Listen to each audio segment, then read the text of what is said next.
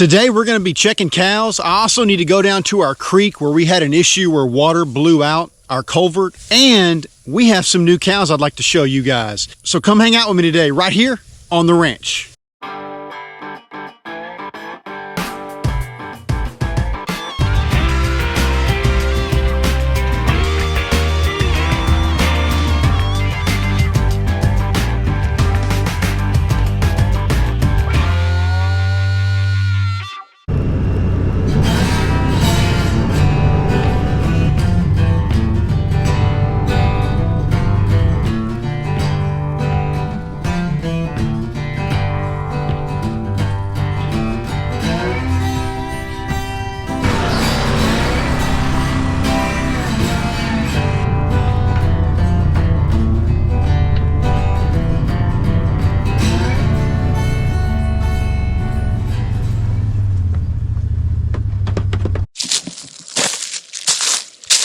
During the big heavy rains that we got in June, we had some rains where we were getting 3 to 4 to 5 inches of rain at a time.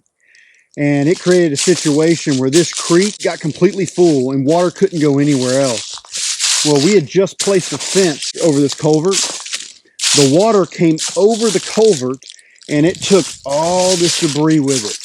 And when it did, the water had nowhere to go except for down.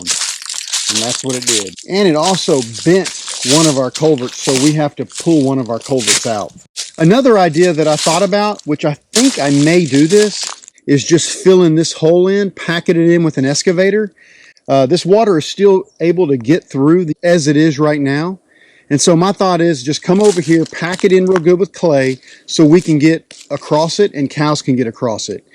Now, eventually, I'll have to pull out that culvert. When I do that, I'm going to have to dig everything up.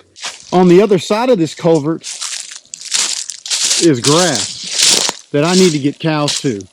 So fixing that is going to enable me to graze all this green grass, and this is going to be very important as we get closer to winter. While I have the excavator here, another thing I need to do is, this is an old channel where cows have been walking to the creek. So what I want to do is just smooth this out so the cows have a nice place to walk down to the creek. And we can walk down as well. But if I walk down here, let me show you something. Nice flowing, clean water. I see fish in here. Little minnows, I guess, tadpoles, something. But that is just cold as can be. So this is such a blessing on this place to be able to have cold, fresh water at all times.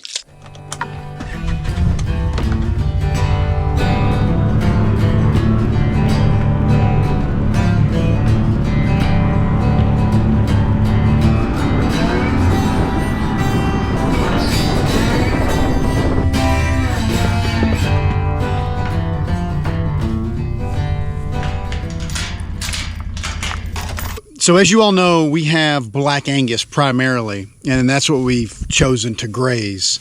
Well, one of the things I've noticed with Black Angus, and I love Black Angus cattle. I'm a big fan of English type cattle with not a lot of ear, not a lot of Brahma influence in them. But the only downside with Angus cattle, Black Angus get so unbelievably hot. And they'll get under trees and pant and lose weight. Where most cows struggle in the winter, these Black Angus really struggle in the summer. But the problem with that is that we're in Texas and it gets very hot in Texas. So the past year or so, I've been trying to figure out a solution where I can continue to have the English type cattle with no ear, but cattle that are more heat tolerant.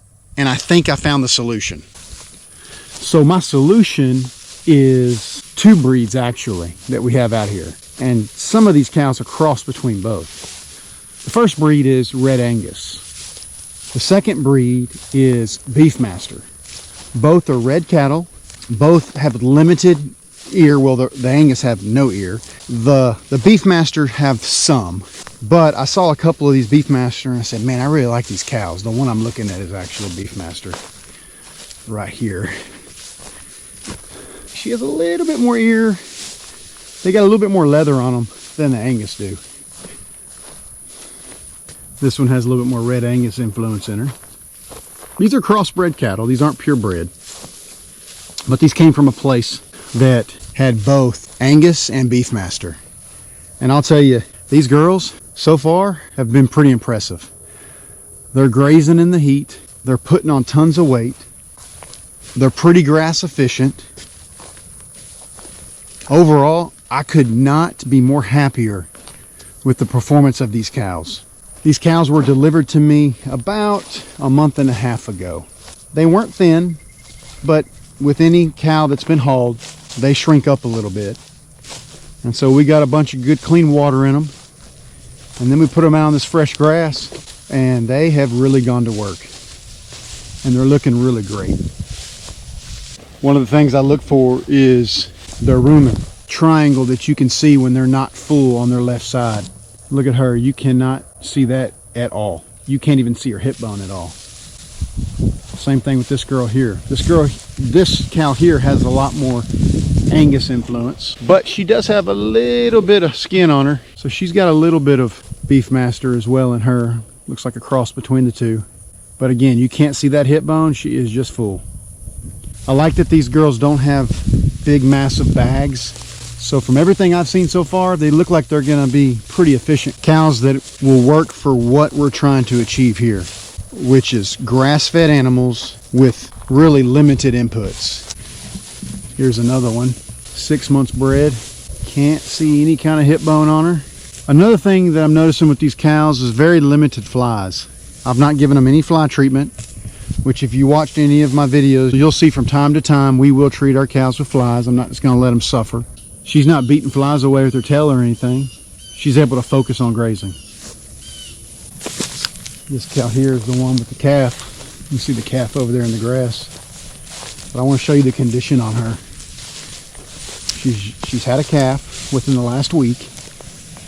She's nursing that calf. Look how fat she is. And then also her bag. It's not overly big. It's producing just enough milk for that calf. She's gonna be a good cow. Staying full on grass while she's nursing the calf. Can't ask for anything more than that. So when I was looking to buy some cows and experiment with the reds, I knew I wanted to have a red-hided cow. Some of the characteristics that I was looking for was, first, a cow that had a good temperament. I do not want cows that come after me. Matter of fact, if a cow comes after me, they're gone. They don't get a second chance, ever. I'm a lot smaller than them, and it would just take once. To be quite honest with you, a crazy cow can kill you, so it's just not worth it. The second thing that I wanted is I wanted cows that stay fat on grass. I don't want to have to give a bunch of protein and supplement to my cows. That stuff is so expensive when we have all this grass right here in front of us. I wanted an animal that could stay fat on grass year round. Now, we'll supplement with hay in the wintertime, and I may put a protein lick if I need to here and there, but I don't want to have to feed grain or some kind of lick because they can't stay fat on forage. So they're absolutely doing that. The third thing that I wanted to make sure of with these cows is that they did not have crazy large bags when they calved. Now, up until this first calf's born, I wasn't sure how that was going to turn out. So far, so good. All the cows seem like they have pretty efficient bags, and it seems like the bags they have when they calve are going to stay fairly small. The larger the bag is on a cow and the more milk they're producing, the more that drags them down. With beef cattle, it's just the opposite of dairy cows. Dairy cows, you want a great big bag, more milk the better. Beef cattle, you want a small efficient bag, just enough to feed the calf, but not enough to drag the cow down where all of their body condition suffers. And the last thing that I wanted is an animal that could repel the flies, or at least keep the flies at bay. And the fly load they do have, it seems like when these girls slick off, those flies go away, which is exactly what I want. So this is a bit of an experiment, but from everything that I'm seeing here, I think I'm pretty intrigued. And I think I would like to expand the red cattle herd and bring on more red cows. As far as a bull goes, I'm still deciding what I want to do there. But I'm contemplating getting a red Angus bull. And if I do that, we're going to have pure red cattle all the time. And from what I can see, that's not a bad thing.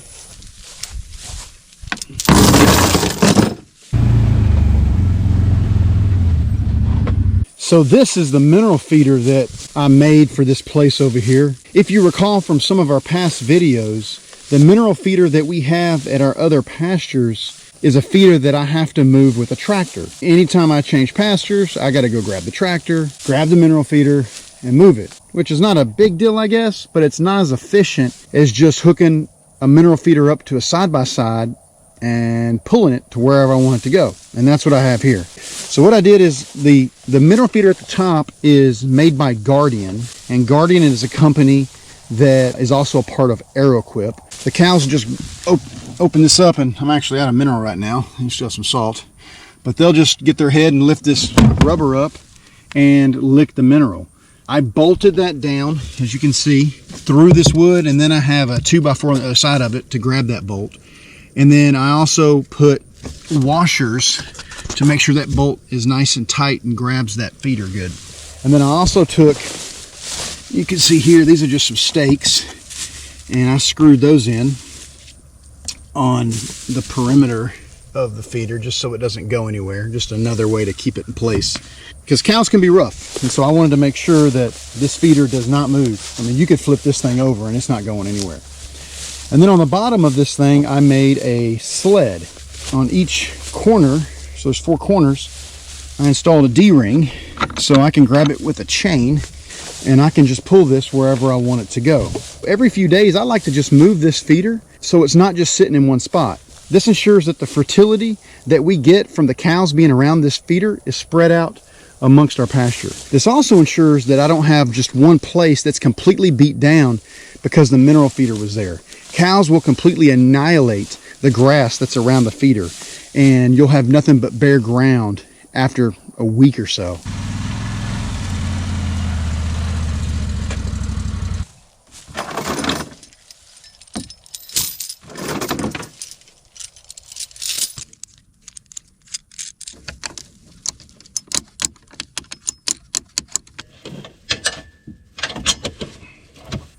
You're talking about you can move this mineral feeder within seconds. Or I could send my wife out here to move this mineral feeder. It's not anything that's super labor intensive.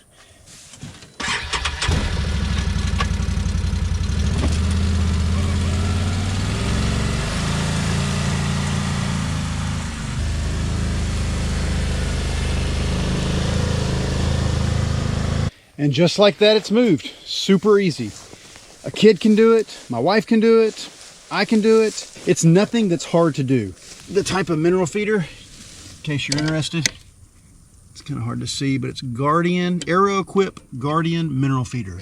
There's 3 compartments. Each compartment holds 50 pounds, so I can put 50 pounds of salt, I can put 50 pounds of, or 100 pounds of mineral. That holds the cows for a while.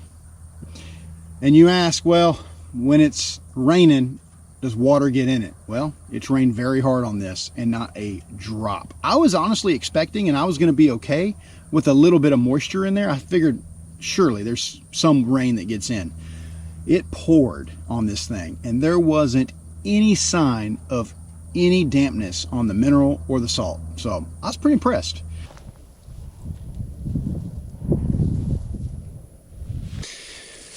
Well, I'm super happy with the red cattle. They're doing really well. What turned into a bit of a trial, I really think I'm going to continue to go down that path and bring in more red cows. I see that there's a market for it out there, especially in the grass-fed world. Everything I've seen with these cows is just everything you get from the Black Angus with heat tolerance, which allows these girls to gain that much more. We'll let them all calve out and see how all that goes. But overall, I'm pretty optimistic with these cows, and I believe we can build a future from these 7. Well, the sun's going down and it's getting late, so thank y'all for hanging out with me today, and we'll see you again next time right here on the ranch.